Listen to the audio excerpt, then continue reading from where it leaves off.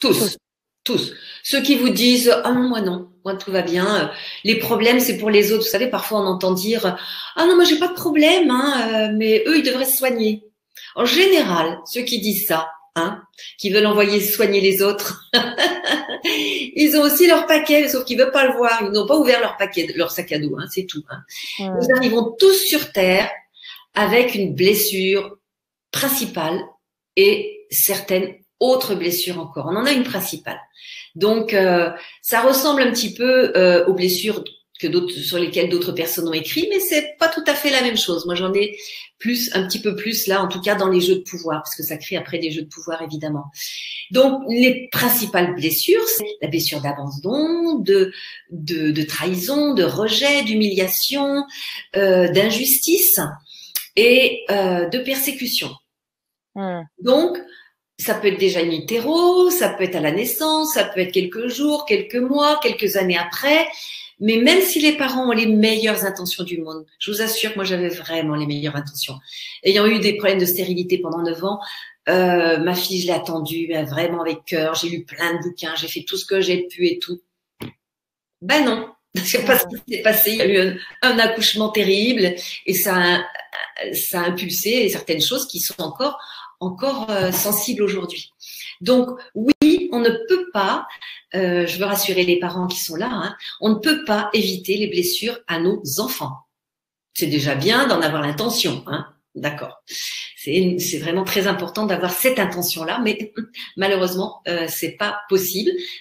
Pourquoi? Parce que l'incarnation, c'est justement quelque chose qui nous permet de nous confronter à une réalité de 3e dimension qui est très lourde, même si nous sommes en train d'évoluer vers la 4e et la 5e dimension, voire plus. Mais cette 3e dimension, 3 dimensions, c'est quand même très enfermant, hein. Donc forcément, ça amène des situations lourdes. Tôt ou tard, eh bien, nous amène ces blessures dont je viens de parler. Et qu'est-ce que ça crée, ces blessures? Eh bien, ça crée forcément des réactions. Et c'est là où on se transforme en que ça devient des jeux de pouvoir. Parce que au lieu d'aller chercher notre énergie de manière naturelle, et comme on ne l'apprend pas à l'école, ni les parents non plus qui sont avec leurs propres blessures, ben on fait comme on peut, hein. Donc on va aller chercher de l'énergie chez l'autre. Et comment on va faire? Eh bien, la victime, elle va aller trouver son bourreau. Le bourreau, il va aller trouver sa victime. La victime, elle va aller trouver son sauveur, mais au bout d'un moment, le sauveur, il est gavant, hein, parce qu'il veut tellement pour vous que c'est étouffant. Et voilà, c'est ainsi qu'il y a le sauveur, la victime, le bourreau, donc ça c'est le triangle de Karpman, mais moi j'ajoute un 4e mousquetaire, qui est la personne qui vit le rejet. Je n'ai plus le nom de L'indifférent? Non. L'indifférent, merci beaucoup. L'indifférent qui vit le rejet. Oui, c'est ça. Donc, chacun a une émotion qui correspond avec son jeu de pouvoir, évidemment. Hein. Donc, celui qui a une blessure de trahison va se transformer en bourreau. Je suis trahi, donc j'en veux à tout le monde et j'y vais, là, voilà, c'est la guerre. Hein. Ou alors, en tout cas, avec une énergie très yang, là. Voilà. La personne qui a vécu le rejet, voilà, elle est dans le déni des émotions et là, c'est elle qui va se transformer effectivement en indifférent. Elle a tellement été blessée que, oups, elle va se mettre en retrait. Donc vous en connaissez sans doute aussi, hein, autour de vous. Ils s'impliquent pas, ils se mettent en retrait, ils parlent pas.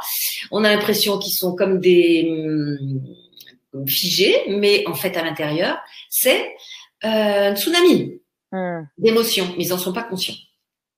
Donc moi je faisais partie de ceux-là déjà. Et voilà. Et justement, alors je vais leur dire tous. Après, il y a effectivement la personne qui a vécu l'injustice, la persécution et l'humiliation. C'est tellement terrible aussi pour elle. Les tous sont terribles. Hein, il n'y en a pas mieux que d'autres. Hein. Eh bien, elle ne peut tellement pas se reconnaître dans ses qualités qu'elle va aller s'occuper des autres. C'est le sauveur. Donc tous ceux qui s'occupent des autres, hein, les soignants, les médicaux, les thérapeutes, les têtes serrées, etc. Et puis si on n'est pas dans des métiers, on peut faire ça aussi dans sa famille. Hein. les mamans, hein. Oh mon chéri, je veux tout éviter. Puis mon chéri, mais c'est mon chéri à moi. Et puis tu devrais faire ceci, tu devrais faire cela. Voilà, les sauveurs, ils savent vraiment ce qui est bon pour nous. Voilà. Mais heureusement, dans nos professions, en tant que thérapeute, on travaille aussi sur tout ça. Donc, normalement, on ne doit plus pouvoir penser pour les autres.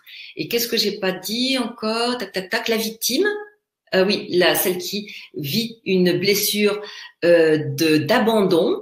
Elle est touchée au niveau émotionnel, au niveau du cœur, à la tristesse.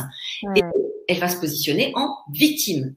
Et cette victime-là, eh bien... quoi que vous fassiez, oh ben non, ça va pas du tout, non. Vous lui donnez des solutions, ah ben non. Oui mais. Donc là, la victime, elle veut rester dans son rôle de victime et elle peut sortir de son rôle de victime quand elle a compris. Donc on passe encore à l'autre étage avec tout le monde. Et la victime, elle sort de son rôle de victime quand elle peut reconnaître qu'elle est responsable aussi.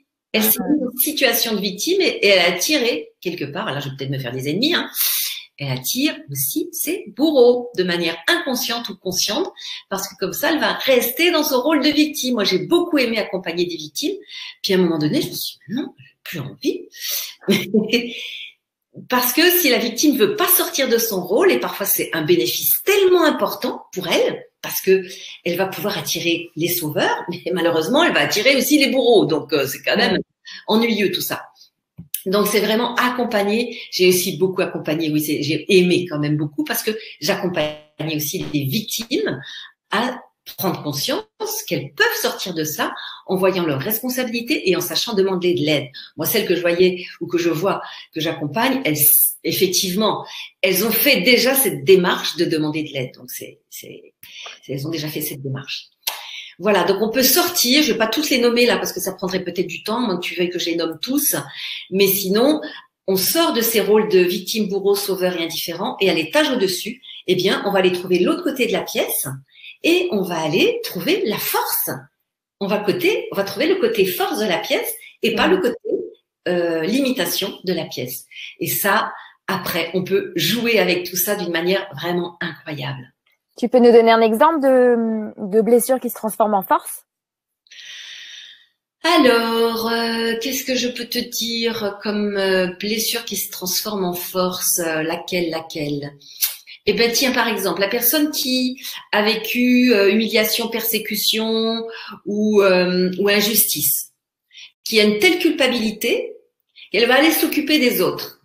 Et à vouloir pour les autres, c'est les petites tentacules, elle va vouloir s'occuper des autres et leur dire aux autres ce qui est bon pour elle. Quand elle prend conscience que les autres ont tous leurs capacités, leurs propres capacités, elle va enfin s'occuper d'elle. Et là, il y a beaucoup de personnes qui peuvent se reconnaître, je pense aussi, hein, et pouvoir effectivement enfin s'occuper d'elle pour pouvoir libérer les autres et ne plus être le sauveur de ses enfants, de plein d'autres personnes. Et en fait, c'est vrai que quelqu'un nous dit dans le chat, alors je retrouve juste, quelqu'un nous dit le sauveur serait-il altruiste? Mais non, en fait, c'est une stratégie. En fait, le sauveur, c'est une stratégie pour lui avant tout. Oui. S'il veut être vraiment altruiste, finalement, il va falloir qu'il se soigne pour être apaisé et aider les autres. Et c'est dans l'étage au-dessus où le sauveur prend conscience que les autres ont leur propre capacité, il va s'occuper de lui et il va se mettre à disposition. Là, il est altruiste. Parce qu'il va se mettre à disposition des autres, mais il va pas aller les sauver, il va pas aller s'occuper d'eux si les autres n'ont pas demandé ou si les autres n'ont pas envie. Alors que le sauveur, il ne voit même pas que les autres n'ont pas forcément envie. Vous savez, je pourrais dire l'exemple de comment dire, des ingérences qu'on a pu faire à une époque, d'aller sauver ces petits Africains qui vivaient pas comme nous, les petits Occidentaux. On avait envie, quoi. On arrive dans un pays, on découvre le pays, et nous savons pour vous ce qu'il est bon. Ah oui. Alors qu'il y a des aborigènes qui vivent depuis des milliers d'années, qui vivent très bien, et on va leur dire mais non, il faut penser autrement, quoi. Hein, voilà. Donc ça, c'est de l'ingérence. Le sauveur, il est dans l'ingérence très souvent de l'autre, mais à un autre étage de ce sauveur, il devient conscient que l'autre aussi a ses capacités. Oui, les aborigènes, ils ont aussi leurs capacités, ils ont aussi leur culture. Et même s'ils se soignent pas avec des médicaments, par exemple, au niveau des soins, eh bien, ils vont se soigner avec les plantes, avec la nature. Et oui, ils n'ont pas de religion, mais ils ont aussi d'autres croyances qui les font vivre en connexion avec la nature. Donc là, voilà, c'est un exemple, pas individuel, mais plus collectif, de comment nous pouvons transformer notre côté sauveur en respect de l'autre.